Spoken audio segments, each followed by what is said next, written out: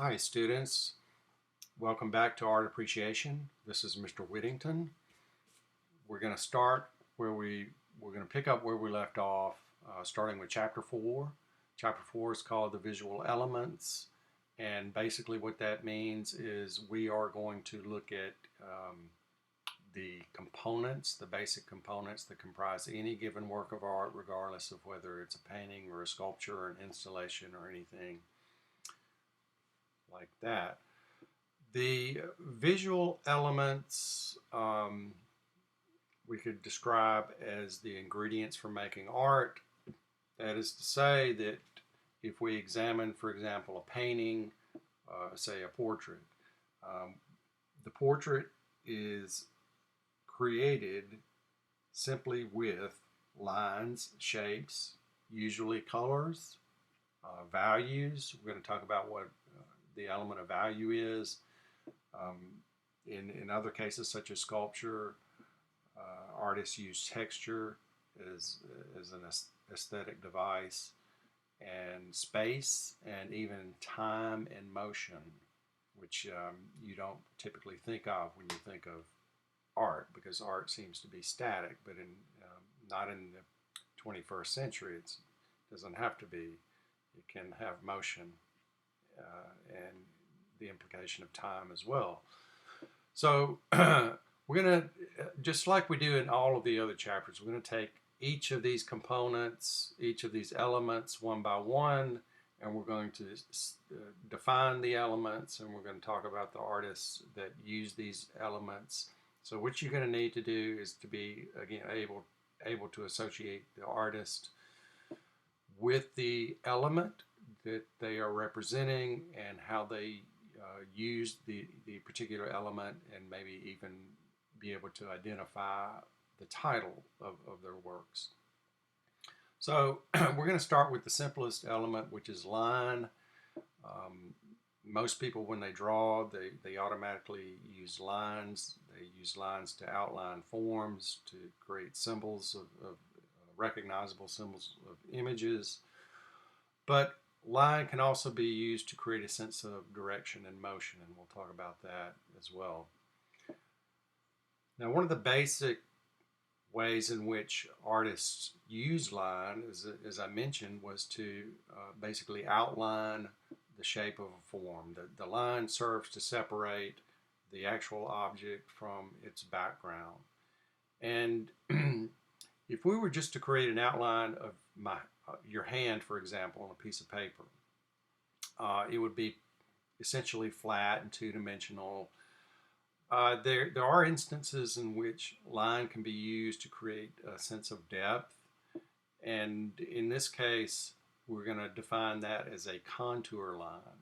So not only does a contour line outline the form, but it also creates a sense of sort of a suggestion of three-dimensionality. And this is a fine example by Pablo Picasso, who is a master at contour drawing. But the example given in the text is a little more recent. This is from the 1980s. Keith Haring was originally a graffiti artist. He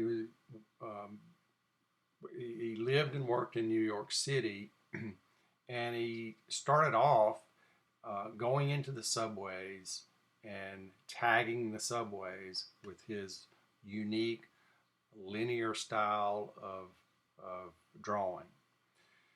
It was almost like a performance art piece where he would go into the subways and spontaneously do these drawings.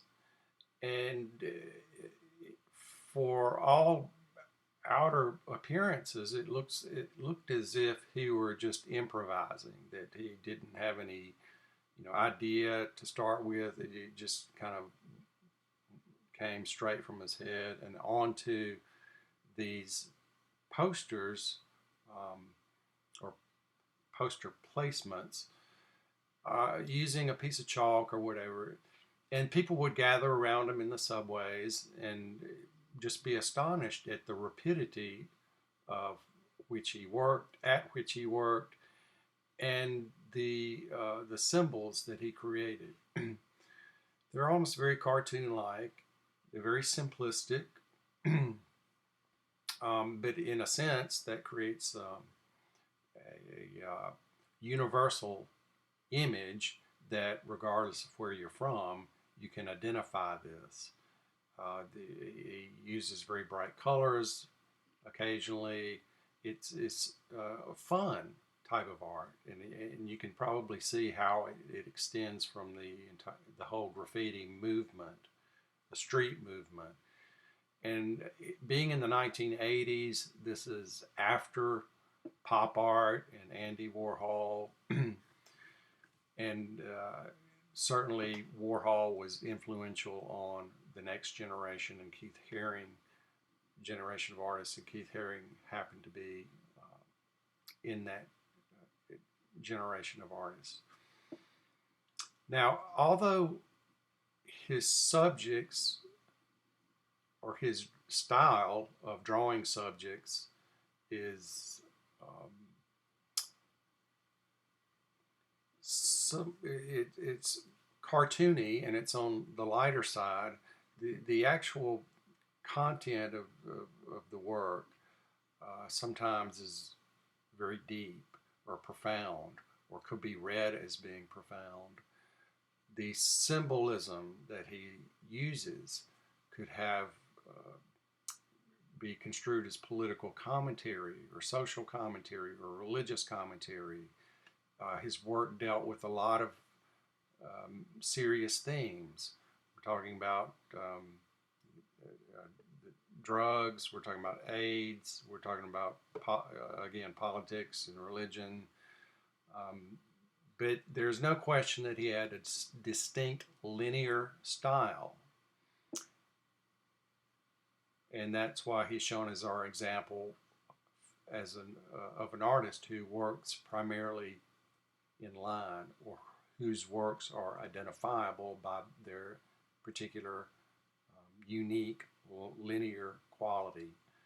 It's almost very tribal in a sense.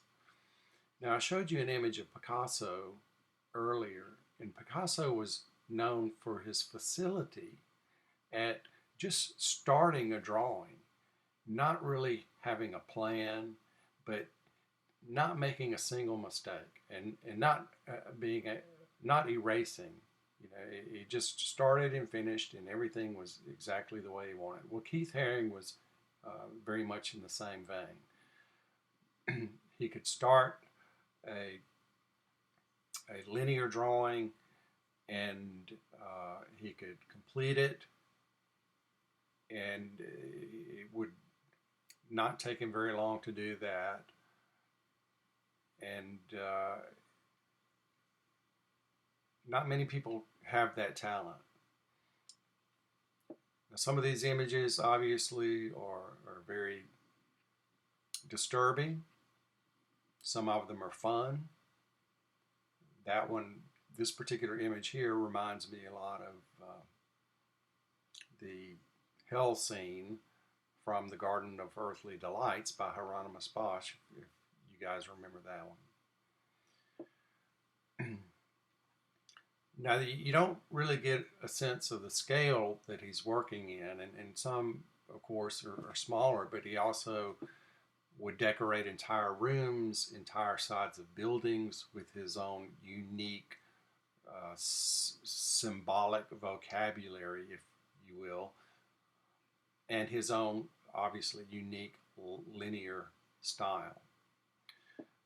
Here, this is a perfect example of what I'm talking about, where he would start on one wall, and without having any plans, he would just go from one wall, one side of the wall to the next side of the wall, and then to the other wall, and to the ceilings, and even onto the floor.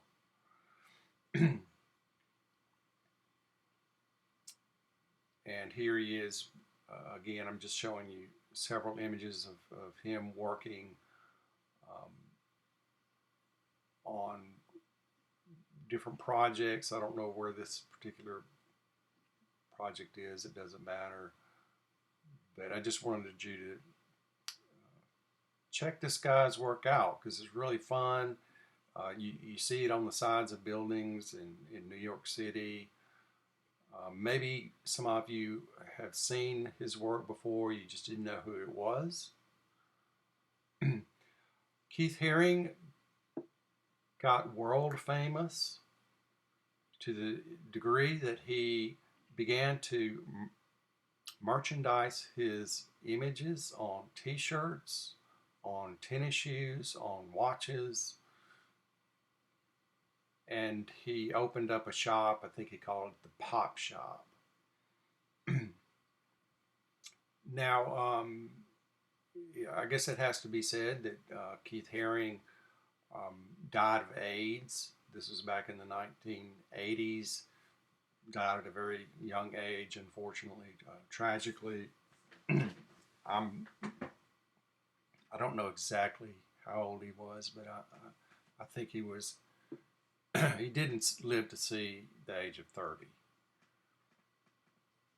but yet he left a tremendous legacy in the form of his linear style that he applied not only to two-dimensional surfaces, but also, as you can see, three-dimensional sculpture. Now, our next artist that falls under the category of line, or whose work could be said to be read linearly, is Sarah Z, who is a contemporary artist. She's still alive and working today. Now, we're going to look at her work primarily because she is a sculptor. Now, when I think about sculpture, I don't typically think about linear sculpture. I think about volumetric sculpture. I think about sculpture that has weight and mass that's sort of made out of marble or wood carving. But of course, since we're in contemporary times and times in which anything goes and you can use any kind of material that you want as long as you're communicating your message, Sarah Z uses unconventional material. Now, this is the example in the textbook. It's called Hidden Relief, and I do apologize for the resolution of this photograph. It's somewhat blurred, but it looks like, to me anyway, an abstract painting that is sort of exploded out from the wall. The sculpture itself is it's non-representational. We could say that. In other words, it's not meant to represent anything outside of itself. But one thing about Sarah Z's work that I'd like for you to remember is and observe is that she is using ordinary objects, all right, to create these sculptures. Some of the objects are recognizable in this. You could probably point out a yardstick, the yellow yardsticks. Those blue shapes are actually plastic bottle caps, and the cylindrical shapes, from my understanding, are slices of styrofoam cups, and they're all sort of extended out from the wall. It doesn't give a clear indication to me, I suppose, of the linear aspect of her work, but that's the one in the text. But I do want to show you some other examples that will drive this point home. I would describe this more as an installation. It's a sculpture, obviously, but she is not limiting herself to preconceptions of what art material should be. She's using everything conceivable. There are, looks like dowel rods, wires, tripods, lights. I even see a mirror ball in here. And uh,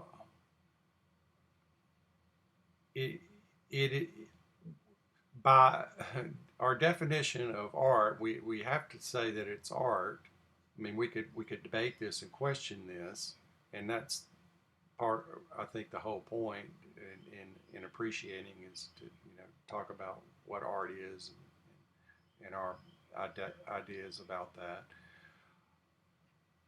But we could definitely see that this is more linear, than our typical idea of sculpture. Definitely, the wires, the threads, the rods, all have a distinctly linear quality to it. I love this particular piece because it it looks like this contraption is set in motion. I love the rhythms of it. The what I'm seeing now is like a ladder that has been like bent and positioned into place and affixed to the ladder, or many different types of objects. But it all comes together to create this feeling that something is exploding and is frozen in um, midair. And you can go back and see if you can identify some of the objects that she's using. I've seen her use lights. I've seen her use plants. I've seen her use, well, here's some folding chairs. I mean, it doesn't matter. It doesn't matter what the objects are. They have the, all of the elements in here, lines, shapes, and textures, etc. But we're sticking primarily with her work as with regards to lines and how it relates to lines. A satellite space station is what comes to mind when I look at this one. I just, I like to include more than just one image of an artist so you can get a broader sense of what they do. And I really enjoy her work. It's somewhat of a challenge if you're not used to this type of thing. You can see the lights incorporated into that. There might be some pulleys. So there might be some kinetic aspects to this, some motion aspects to this. Very unique and innovative. Sarah Z, who would have thought sculpture could be linear? So those are two examples of artists, one a two-dimensional artist and another a three-dimensional artist who work predominantly in a linear style.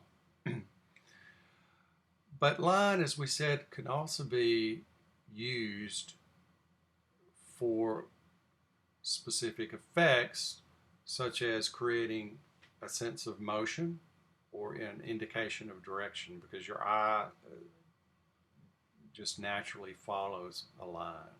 Okay, so we're going to look at examples of how artists have used line to create a sense of direction or motion. Thomas Eakins was a great American realist painter that was working in the 19th century. And in this particular painting, it's called the Bigland Brothers Race. Eakins is depicting a sight that he would have seen every day, or not maybe every day, but frequently on the campus at the Pennsylvania Academy of Fine Arts. A common sport that in those days was a sport called sculling. It was a boating race. As you can see, a two-man boat. These boats are very narrow and slender. They cut through the water very rapidly. And being a realist painter, this would have been a subject that would have appealed to Thomas Eakins. Now, although um, there are no like lines that we can point out, such as we could point out in the work of Keith Haring, the lines are implied, and the sense of direction is implied. Eakins is depicting the scene at the point at which the front rower is about to um, place the oar into the water and thrust forward, launching the boat backwards. I think the boats go backwards. And to create this sense of motion, he has created these implied linear diagonals. So the diagonal, if you take a look, the diagonal of the oar is parallel to the diagonal of the tree line, and it's also parallel with the diagonal of the clouds. So you have this idea that the boat is about to shoot diagonally, well, shoot backwards, and that motion is reinforced by these parallel diagonal lines. And there's certainly counter diagonals also that we could point to, but that's just one example of how an artist can use lines to create a sense of motion. Now, a couple of things about Thomas Eakins. Right off the bat, you can see he's a very academically minded artist.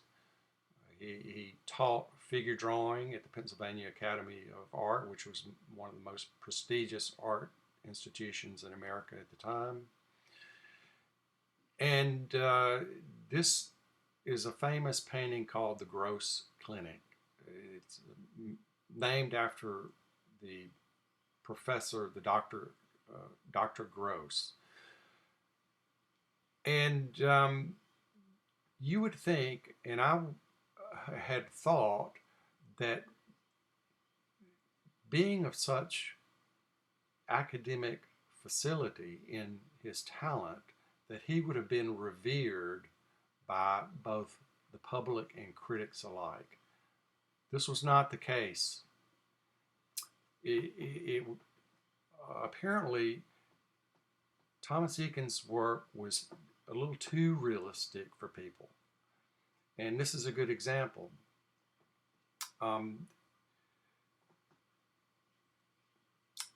People during that time wanted their art to have a little bit of poetry to it.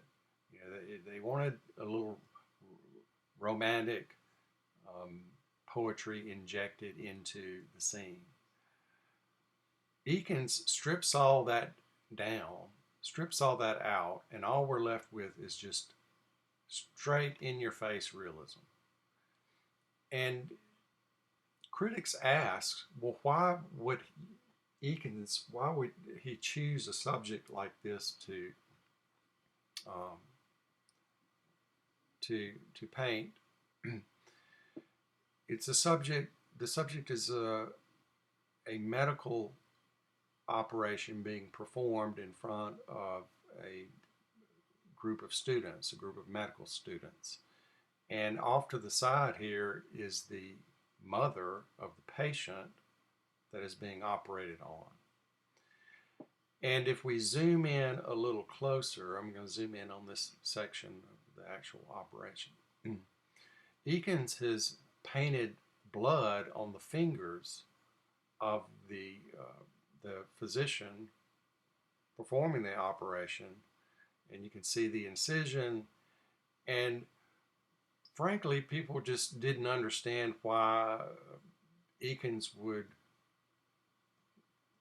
put this level of realism to the extent of showing blood on the fingers in a painting. What artistic merit did that have? It didn't have any poetic merit, and it wasn't necessarily instructive to the medical community. So they really didn't quite understand, or they weren't accustomed to that degree of realism. Here's just another painting of an operation. Eakins is a very interesting character. If you delve into his biography, he was very well admired amongst the students, but he was very controversial as an instructor. And I'm not going to go too much into that. He did cause enough controversy in his nude figure drawing practices to um, gain the attention of the administration, who temporarily fired him until there was an uproar amongst the students that and enough pressure put on the administration to hire him back. He was also into photography and often used photographs as a reference. But again, we're talking about how Eakins, the Bigland brothers race in particular, uses lines to create a sense of motion and direction. So we're talking not about literal lines, we're talking about implied lines implied by the placement of the subject in the composition. Let's look at another example. Now here's one of my favorite paintings in the entirety of art history. It's called The Raft of the Medusa, and I don't know what it is about this painting exactly that I'm drawn to. Perhaps it's the drama, it's the story, it's the light, and I'm going to talk about the story because this is a very important event that occurred during Jericho's lifetime. Jericho's The Raft of the Medusa. I want to look at sort of a visual analysis of some of the shapes and the lines before I talk about the subject. This diagram just shows that he breaks up the groupings of figures. They're not as random as you might think.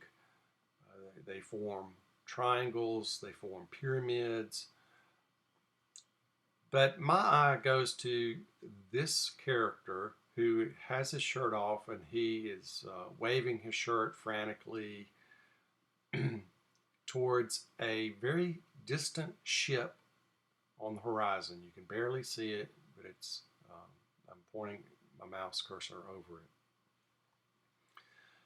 Now, this is in the early 19th century, and Jericho is a French artist.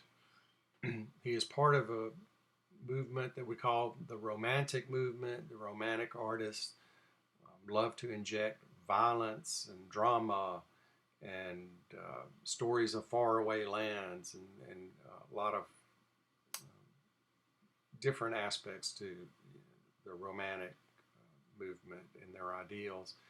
But sometimes they would address contemporary issues that were occurring during that time, and especially if they had political resonance. And in 1818, maybe it was a couple of years before that, or a year before that, I don't know, there was a French naval vessel off the coast of Africa that veered off course and got stuck on a sandbank. And there were about 400 some odd passengers on board, and they couldn't get off the sandbank. So the two choices were stay on the boat or get on the lifeboats and go, to safety. Well, there were only a limited number of lifeboats, and guess who the first people who claimed the lifeboats were? The captain of the ship and his crew. They were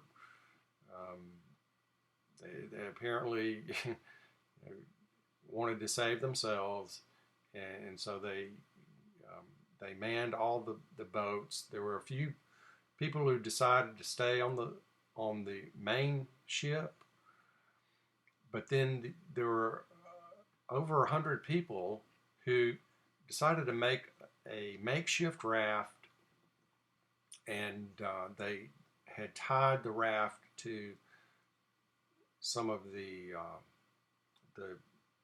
the lifeboats. Okay, and so the captain and the crew are in the lifeboats. They're towing the raft. It becomes very apparent that the raft is slowing them down. They fear for their safety, and so they sever the rope, leaving over 100 people adrift in the middle of nowhere on a raft. The provisions that they had were minimal. They were used up in the first day. Okay, so the raft was adrift for about 13 days, from my understanding. Y'all can go back and read about this and correct any mistakes that I make. The raft was adrift for over 2 weeks, maybe 15 days. And out of the 100 people that were on the raft, there were only like 13 people that survived. And I can't imagine the ordeal that they must have gone through. They basically had to resort to cannibalism. It was a very horrible situation, and it was unthinkable, unspeakable. The reason Jericho chose this as a subject was because this whole tragedy was caused by government corruption, French government corruption. The French government had appointed a captain not due to his abilities as a captain, but because of who he knew. In other words, as a nepotistic appointment to his position that resulted in this tragedy. And Jericho is calling out the French government for corruption. And this is what happens when you have corrupt government and you are appointing your friends to posts that they are not qualified to hold. The painting is currently in the Louvre Museum. This is in Paris. This is one of the world's greatest museums. And I don't know the exact dimensions of it. I don't have that before me, but you can see from this image exactly how large that is. Why are we looking at this? We're looking to show how the placement of these bodies creates an implied line that takes your eye from, I guess my eye would start from maybe the leg of this deceased person. It's carried up by the shoulders and arms of another one of the survivors, and then that leads up to the main point of drama. This is the life or death situation. Is the ship on the horizon going to see the shirt being waved, the flag being waved?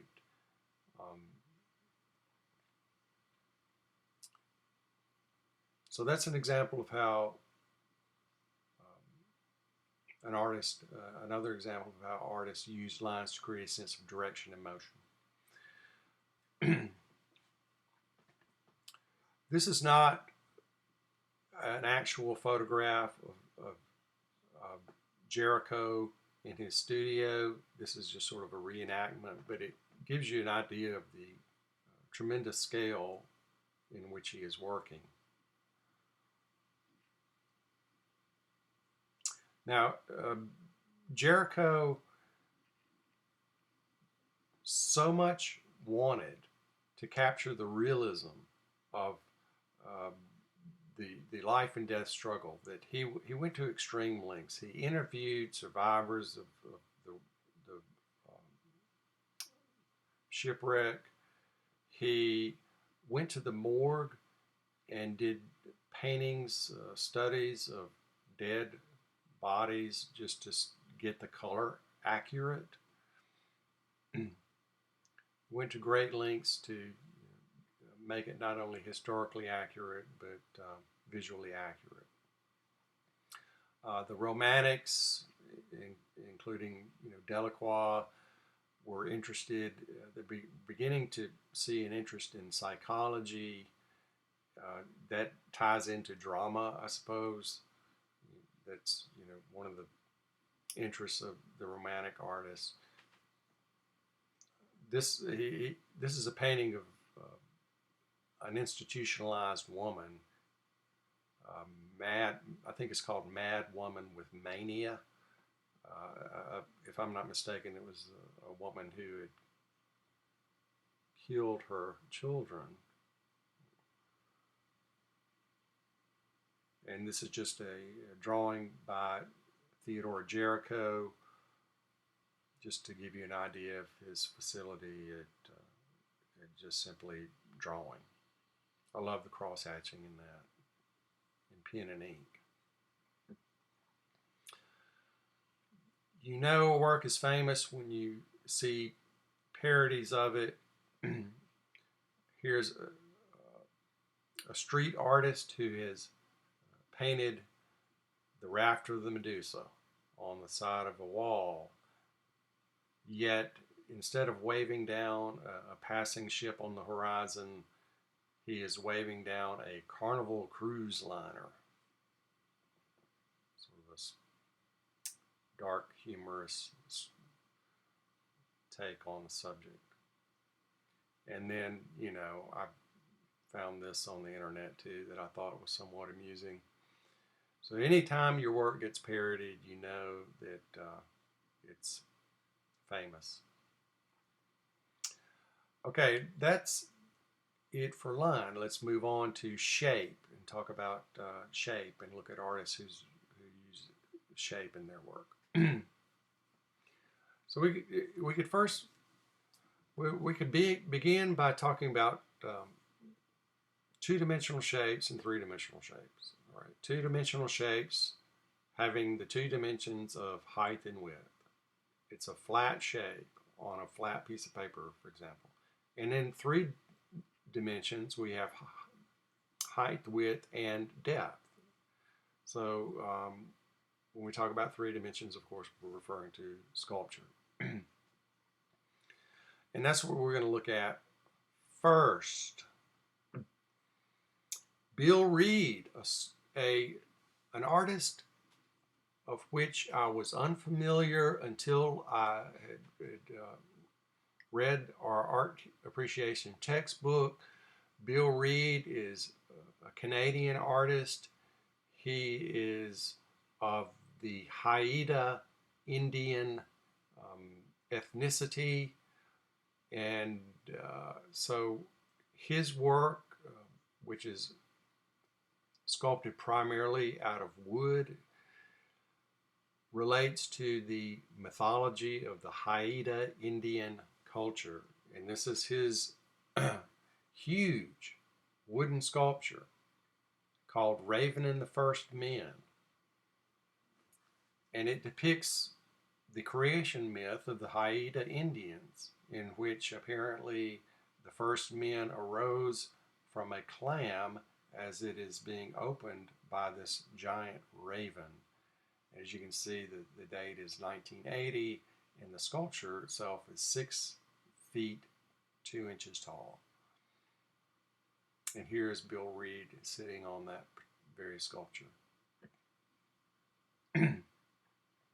But as usual, I'd like to show you other examples of Bill Reed's work. Now, I don't know how many of you have worked in wood, but woodworking, wood carving like this, particularly of this magnitude, is extremely difficult, extremely time consuming, and I can certainly appreciate that.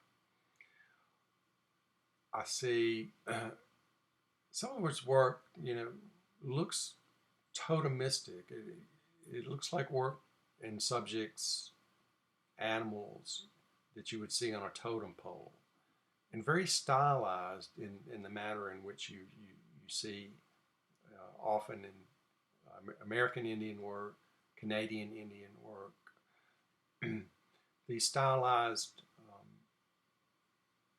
animals that could be deities, could be spirit animals, and I can't account for the green quality of the wood, whether it was dyed or treated or exactly what's going on there.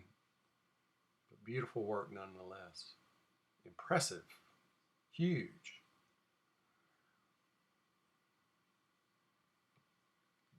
This work, from my understanding, is a stylized version of a killer whale. And that looks to me like it's a bronze casting. Huge. So Bill Reed is in our discussion of the element of shape, and we're talking about, again, three-dimensional shapes, height, width, and depth. He does do two-dimensional pieces too, and they're also based on the traditional art of the Haida Indians.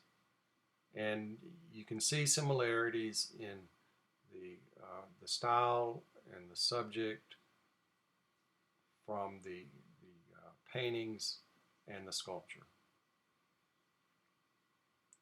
Very totemistic, very stylized, perhaps used in religious ceremonies. I'm not sure. So we can categorize shapes in basically two categories. We can have organic shapes and we can have geometric shapes. Geometric shapes would be shapes with precise mechanical edges, hard edges. They suggest shapes that are man-made. They, I guess aesthetically, they read as rational and logical. And then we can have organic shapes. And organic shapes are reflective of shapes found in nature. They're irregular, although you can, in some instances, see examples of geometric shapes in nature. Generally speaking, we're talking about irregular shapes, free-flowing shapes. So those are the two categories that we're going to put shapes into for the moment, just broad categories, geometric and organic. Now there's an interesting phenomenon that can be achieved with shapes. I might start by saying that if I draw a shape on a piece of paper, I'm actually creating two shapes because the shape of the paper itself is a shape. You know, the shape of, say the shape of the paper is a rectangle. Well, I draw a circle inside of on that piece of paper, on a rectangular piece of paper. Well, I'm creating the positive shape, which is the circle itself, and then I'm creating this space around the circle, which is also a shape, and we refer to that as the negative space, the negative shapes. And as an artist, what you're trying to do is create interesting positive shapes and also activating the negative shapes in an interesting way. Now, all that might not seem all that exciting. However, there is a very unique and interesting phenomena that can occur that we refer to as figure ground reversal.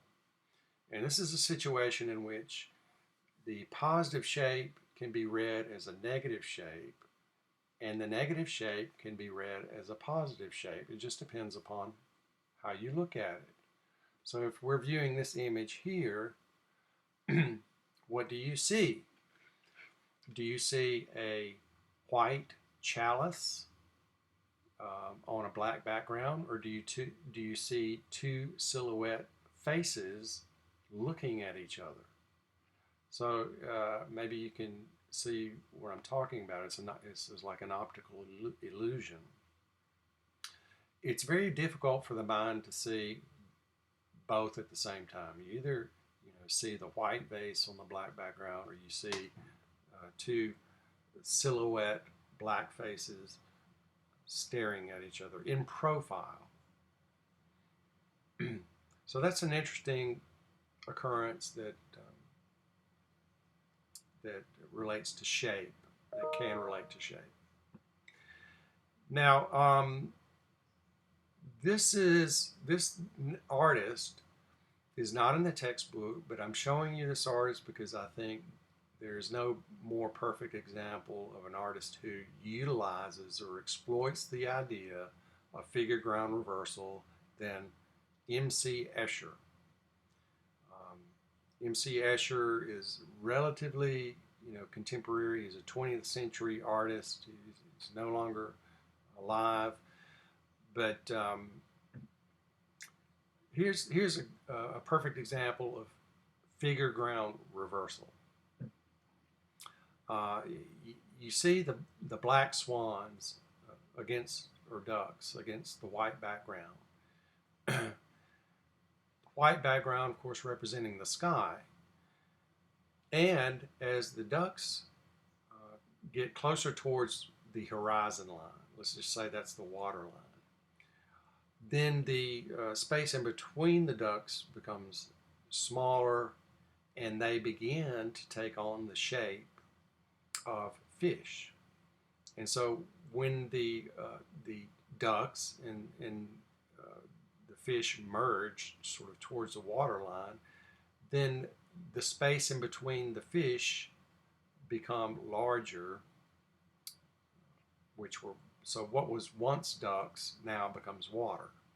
So what was once air metamorphosizes into fish, and what was once ducks transforms into water. Figure ground reversal, the genius of M.C. Escher. So, what do you see?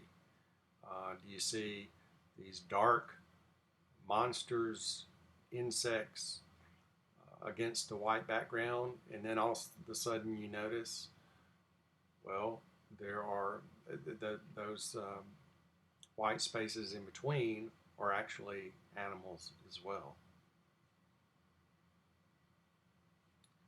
It's very imaginative, but also he must have been some sort of genius at geometry.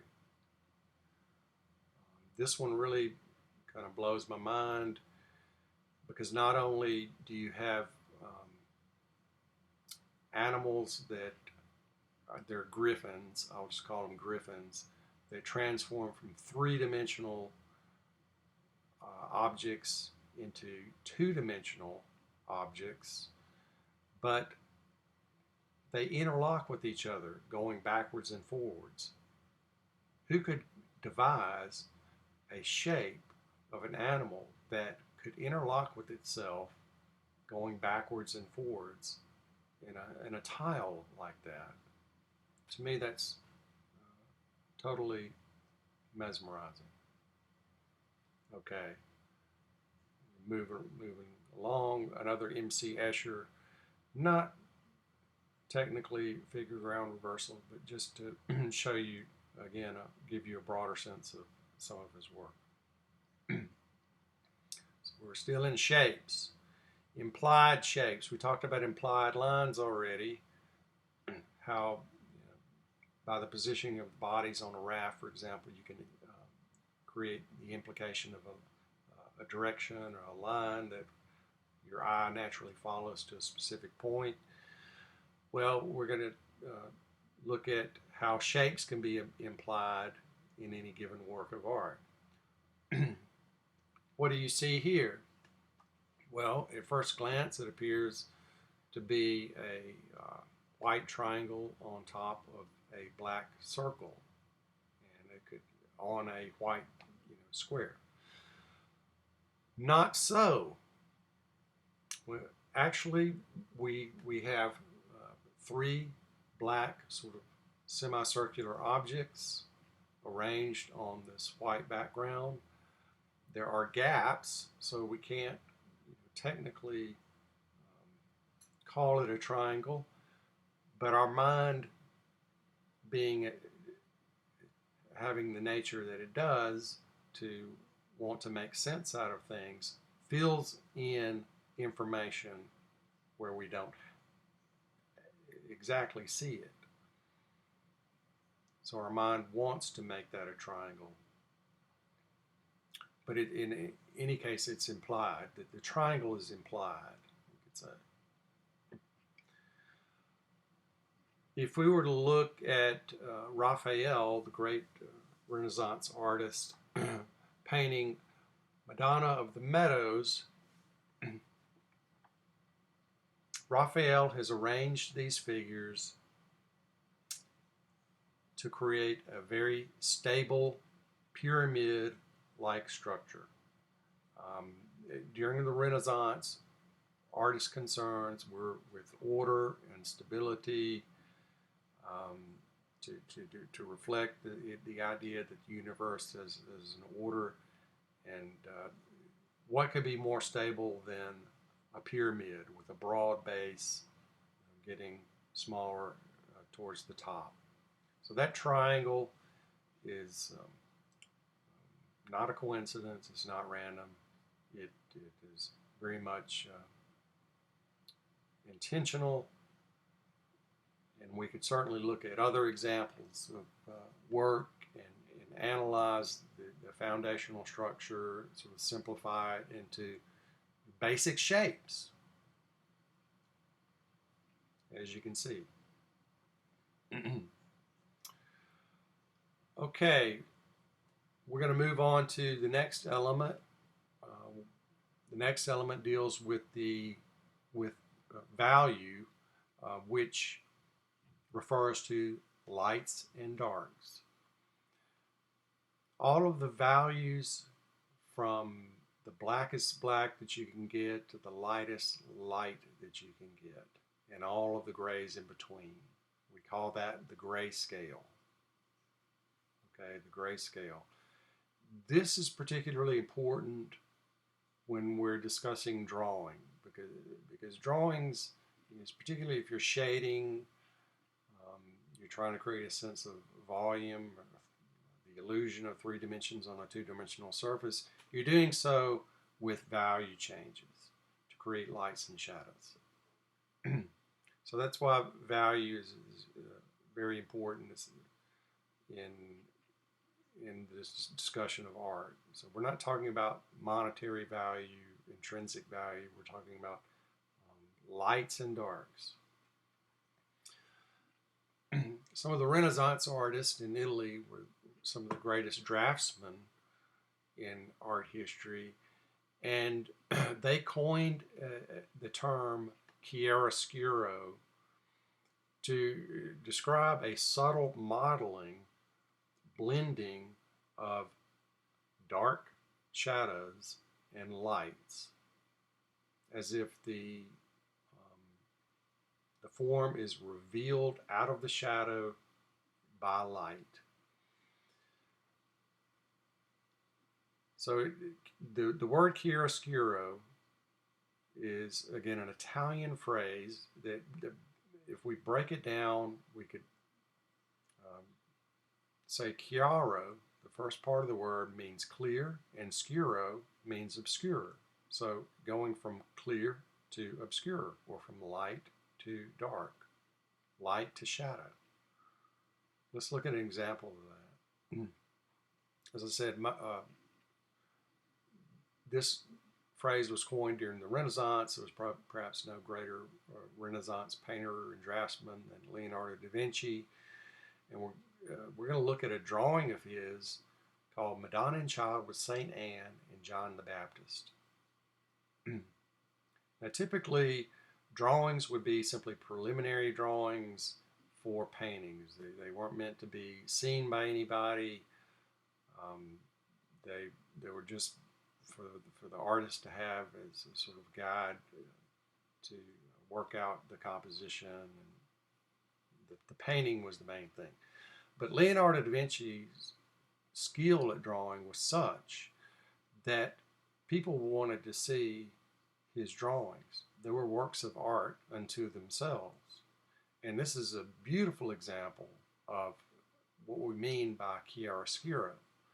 I mean, if we look at the shadows, the very rich shadows, the very soft modeling of and blending of those dark shadows to the light planes and all the grays sort of in between.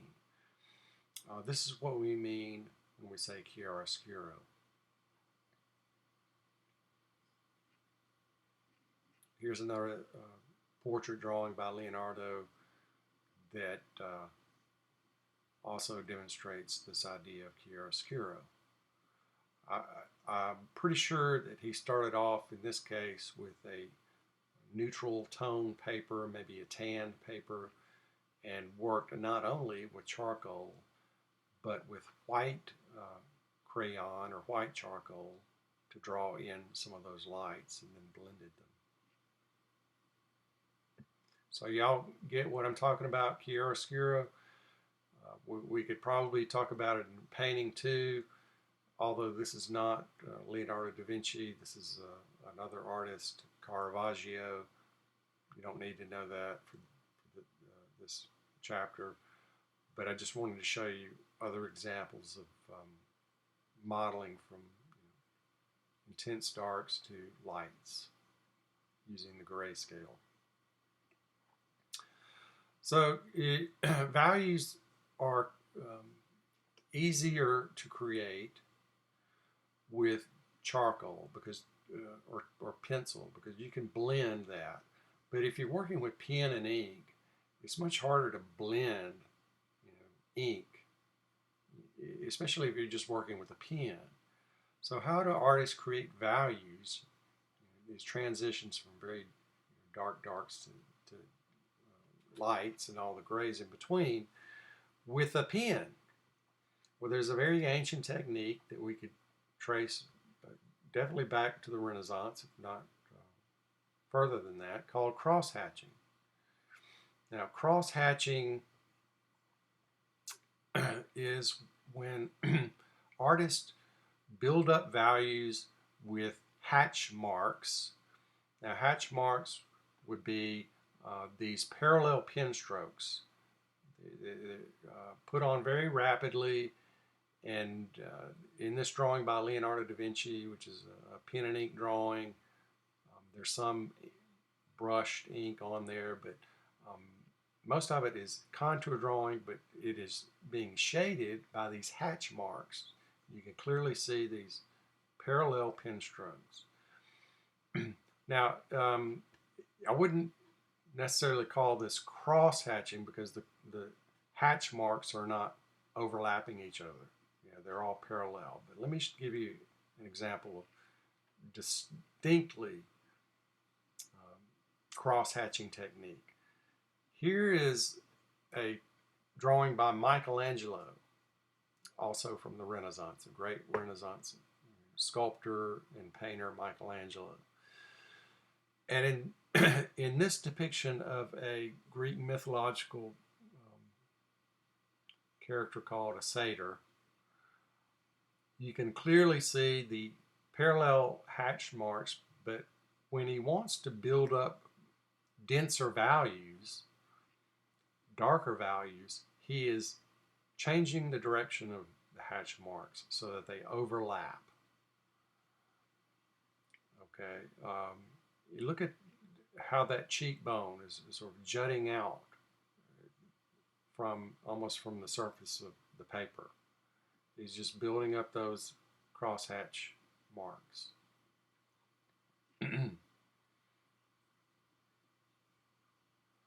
I can't help but think every time that I see this particular drawing that it is in some sense a self-portrait, And I say that because of the flattened nose of the satyr. Because there's an anecdote, a story that is relayed from that time period in which Michelangelo is said to have been a student. And you can imagine Michelangelo as a student being the best one in the class, but he made the unfortunate mistake of making fun of another student's work, and in retribution, that student gave him a punch in the nose, broke his nose, and unfortunately permanently disfigured his nose. All right, I'm going to cut it off here. This is part 1 of chapter 4, the visual elements, and take a break, and then we're going to pick up this discussion talking about the most complex of all of the elements, color.